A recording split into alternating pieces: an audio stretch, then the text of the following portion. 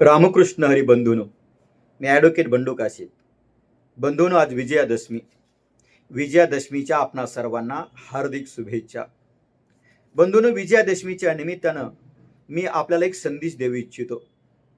बंधूनो, येणाऱ्या 5 ऑक्टोबरला जातीयवादी लक्ष्मण हाके याच्या गावाला त्याच्या आई वडिलांना गुलाबाची फुलं घेऊन मी भेटायला जाणार होतो. माझ्या गावापासून 8 ते 10 किलोमीटर असणारं जुजारपुरी गाव माळ रानावर वसलेलं आहे. बंधूनं, माझ्या मित्राचा मला एक फोन आला आणि मला म्हणाला, तुम्ही कोण कोण जाणार आहे? मी म्हणालो, मैं अकेला ही काफी हूँ, मी एकटाच जाणार आहे. बंधूनो, मला सांगोला पोलीस स्टेशनच्या कर्तव्यदक्ष अधिकाऱ्याचा कॉल आला आणि त्यांनी सांगितलं, वकील साहेब, 5 ऑक्टोबरला तुम्ही लक्ष्मण हाके याच्या गावामध्ये जाऊ शकत नाही, कारण कायदा आणि सुव्यवस्थेचा प्रश्न निर्माण होऊ शकतो. बंधूनो, गुलाबाची फुलं घेऊन मी एकटा जाणार आहे, तरी सुद्धा त्याच्या गावामध्ये कायदा आणि सुव्यवस्थेचा प्रश्न निर्माण होणार आहे. या गोष्टीचा विचार करून माझ्या तळपायाची आग मस्तकात गेली. बंधूनो, एकटा माणूस काय करू शकतो, या गोष्टीसाठी मला एक उदाहरण सांगायचं. बंधूनो, एकदा एका जंगलाला आग लागली होती. त्या जंगलामधील ज्या प्राण्यांना पळून जाता येत होते ते प्राणी पळून चालले होते, ज्या पक्ष्यांना उडून जाता येत होते ते पक्षी उडून चालले होते. परंतु बंधूनो, त्या जंगलामध्ये एक मुंगी होती. ती मुंगी मात्र स्वतःच्या तोंडामध्ये पाण्याचा थेंब घेऊन त्या आगीवरती ओतण्याचा प्रयत्न करत होती, आग विझवण्याचा प्रयत्न करत होती. हे दृश्य एका माकडानं पाहिलं आणि माकड त्या मुंगीला म्हणता, गे मुंगे, तू काय करते? तू होरपळून जाशील, तू मरून जाशील, तू हे काय करते? बंधूनो, त्या स्वाभिमानी बाणेदार मुंगीचं उत्तर असं होतं, ज्या वेळेला या जंगलाचा इतिहास लिहिला जाईल त्यावेळेला पळून जाणाऱ्याच्या यादीमध्ये नाही, तर आग विझवणाऱ्याच्या यादीमध्ये माझं नाव लिहिलं जाईल. मी अशीही मरणार आहे आणि तशीही मरणार आहे. बंधूनो, त्या माकडाला काय वाटलं मला माहित नाही.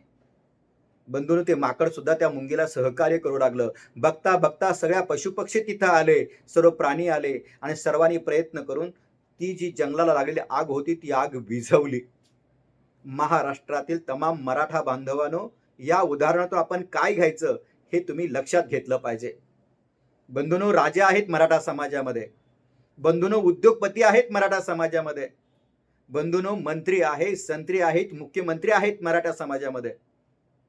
परंतु मनोज जरांगे दादांनी मुंगीच्या रूपानं आरक्षणाचा प्रश्न मिटवण्याचा प्रयत्न जो केला आणि जो लढा जिंकलेला आहे, त्या लढ्याला साथ देणं तुमचं आमचं काम आहे.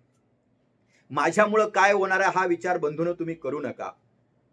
बंधूनो, एक मुंगी काय करू शकते त्या पद्धतीनं तुम्ही सर्वांनी मिळून प्रत्येकाने किमान एक पोस्ट जरी शेअर केली किंवा जय शिवराय, एक मराठा लाख मराठा एवढं जरी म्हटलं, तरी तुमचं योगदान मनोज जरांगे दादाच्या लढ्यासोबत असणार आहे.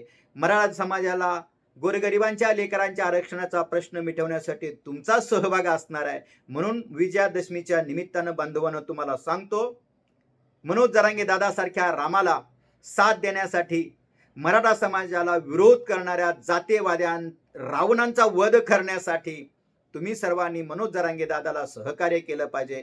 माझ्यासारखं मनोज जरांगे दादाच्या पाठीशी उभं राहिलं पाहिजे आणि किमान एक पोस्ट जरी आपण शेअर केली तर खऱ्या अर्थानं ह्या रावणांचा वध झाल्याशिवाय राहणार नाही.